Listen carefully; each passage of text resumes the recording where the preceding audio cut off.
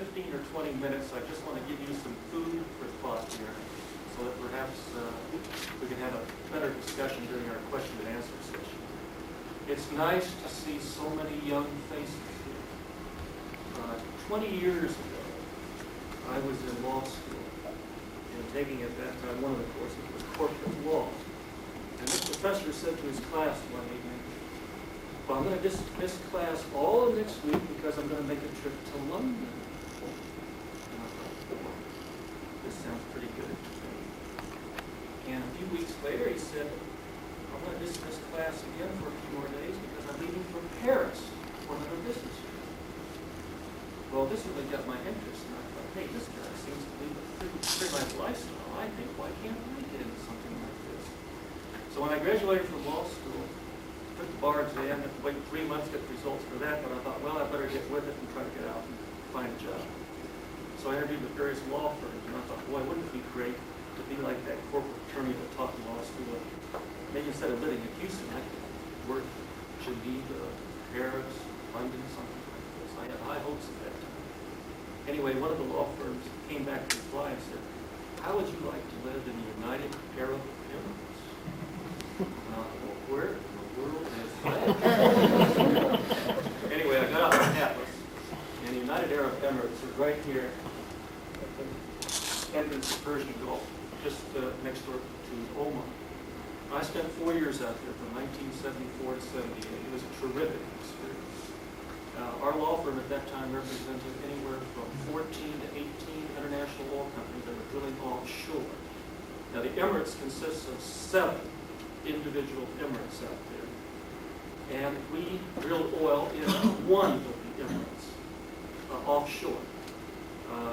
We drilled 2 wells. We got a very good gas discovery.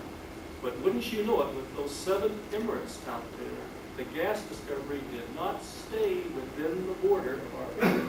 It wandered off into 2 more Emirates out there. So consequently, we had to get the sheikhs together out there to decide on how this gas would be split up among them. Well, that's another negotiation experience in itself. We more or less stayed out of that one. But to make a very long story short, the sheikhs were not able to agree. We had to abandon the wells and we left the country. It's too bad we left a lot of gas in the ground out there. And to my knowledge, no one else has ever come out to recover that gas. Of course, oil is what they're really looking for out there. Now, mind you, this was 1974 to 78, when the price of oil was nearly $40 a barrel. So obviously, things have changed since then. After I left the Emirates, I thought, well, I really like this oil and gas business very much, and I'd like to get more of the corporate world. And they were hiring a lot of people at that time. So I got a job with Phillips Petroleum Company. And one of the places I lived on behalf of Phillips was in China. I lived in Beijing, China for 2 years. Prior to that, I lived in Hong Kong for 2 years. Now, in Hong Kong, I would commute back and forth. We opened up a back and forth to Beijing. We opened up a representative office in Beijing at that time, purely to keep track of what's going on with some bidding procedures that were going on in China at that time. So I lived part of that time, of course, in China, but it was the last 2 years that I actually lived full-time in Beijing. It was a wonderful experience. The negotiations there are a little different than what they were from the United Arab Emirates. The Arabs at that time, with the price of oil nearly $40 a barrel, couldn't spend enough money. They just had money pouring out of that country there. So they could be very arrogant. It was tough to deal with some of these people. The negotiations, though, were fairly simple. We would meet in one room, maybe a quarter of the size of this room right here. We had these meetings that lasted, well, the entire negotiations off and on went on for about 6 months before we signed a contract. Now, China is an entirely different situation.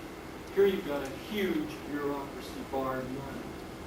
The negotiations there went on for about a year and a half. There's a tremendous bureaucracy. We had various negotiators we had to deal with. The Chinese weren't so arrogant as the Arabs, but they really needed an education in what we were saying. So it goes back to what Paul was saying in his little speech that obviously you have to communicate and you have to tactfully educate these people at the same time. But during this time also, I was writing political economic reports in these various countries that I lived in. So what's going on in the country. Many times, for instance, in the Emirates, there'd be a problem in another country. I would go to, let's say at that time, Beirut, which was very safe. It's a wonderful place to visit. But there might be a potential problem coming up in Lebanon. They want me to go in there and check and see what's going on politically and economically. So it was a fascinating experience about learning about various countries and also, of course, trying to do your negotiation work. But I would say the one area of the world right now that I think has got tremendous potential for international trade is Asia. And to give you just a good example of this, I got down here a little early this morning and I thought, well, I'll go to this Walmart store just north of your campus. Now you see how many items here are made in Asia. And I was amazed. When you walk in, there's a clothing section on the left-hand side.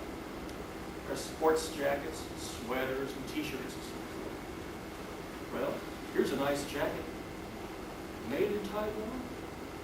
Here's a nice sweater made in Malaysia. Here's a nice coat made in Korea. It's amazing how many items are made in Asia and sent back to this country. I thought, well, maybe this is just the clothing. I better check some more. I went over to the video, radio section. And needless to say, there was everything there from Japan or Taiwan. Even videotape for your VCR from Taiwan.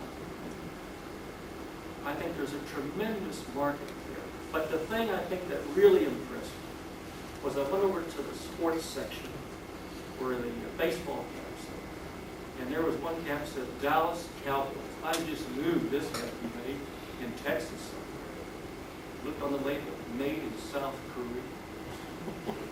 And so I think this is a lesson that we should be, that we should really pay attention to. The tremendous potential of that market. It is simply unbelievable. And a lot of U.S. companies are investing heavily over there. And I see a tremendous future over there for at least the next anywhere from 25 to 50 years. I'll leave the rest of my comments for any questions or answers you may have. Thank you very much.